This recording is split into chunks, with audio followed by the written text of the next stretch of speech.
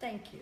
So appreciate that you engage with me, that you give me the privilege of engaging with you, that we actually get to journey together and make a difference in each other's lives. And so I'm particularly feeling grateful on this rainy day, almost nostalgic, and grateful for the way you touch my life, the way you touch other people's lives, and specifically how you've been doing it that is incredibly powerful. And I don't know that I always recognize the significance of a simple act of kindness, a simple act of appreciation, a simple act of just bringing someone into your world in maybe a unique way.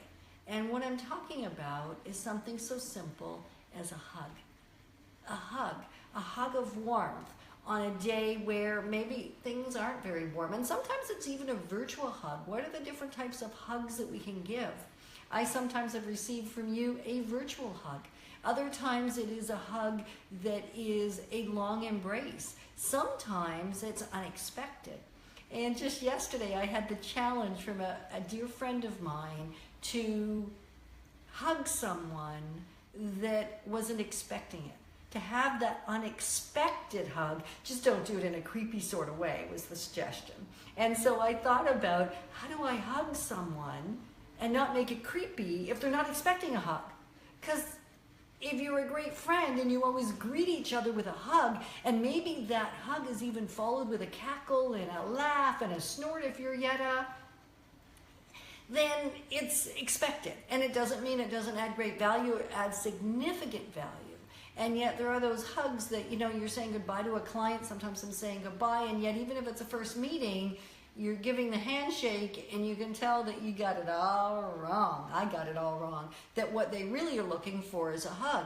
Another time, I'm thinking they're looking for a hug and they really wanted a handshake. And so how do you give a hug unexpectedly and not make it creepy? Was the challenge yesterday. So I planted that in my head first thing in the morning when I was asked the question, and then I went about my day not thinking about it. And then I had this really neat opportunity later in the day to meet a new person. And she got up, she stood up, and as she stood up and came across the room, she reached out her hand. Like, have you ever done that? And I don't know, something in me went like this instead. And she said, "Oh, a hug?" And I said, "Sure, do you hug?"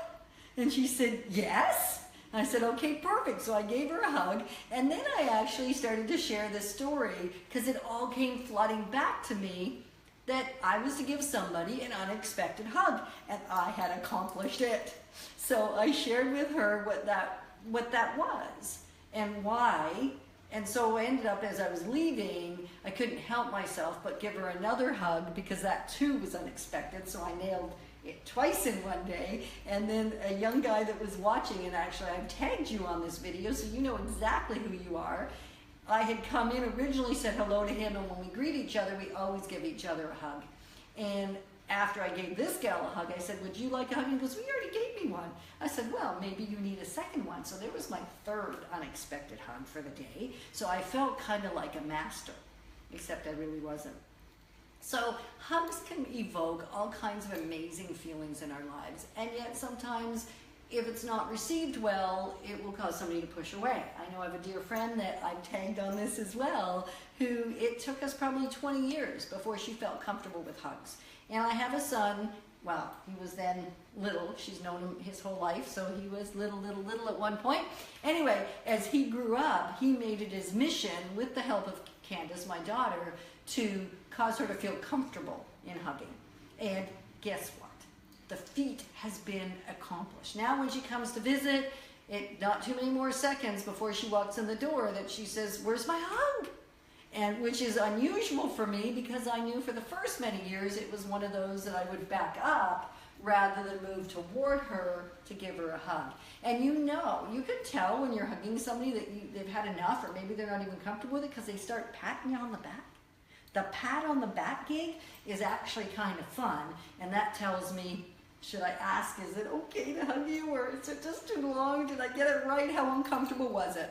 So hugging, there's so many things we could talk about. I would love for you to share with me, whether you're a hugger or not, because that's kind of cool. Are you a hugger? Because now, once I know that, I can choose to get it right rather than get it wrong. Because it's not fun to hug somebody that frankly doesn't want to be hugged. And it's not nice not to hug somebody that would really appreciate being hugged. So tell me, A, if you like being hugged or not, and then B, tell me a fun hug story. A fun time where you unexpectedly hugged somebody and it worked out really well, or when somebody unexpectedly hugged you and it changed the relationship. It just moved things forward. It'd be fun stories to share, so share with me when a hug moved the relationship forward, especially a hug you weren't expecting. Kind of cool. So, hugging. And I know this is an amazing truth. If you haven't heard this before, you're going to hear it here, and you're going to hear it now, and let it change your world. You know, I know, that if you don't get seven hugs a day, guess what? You get weird.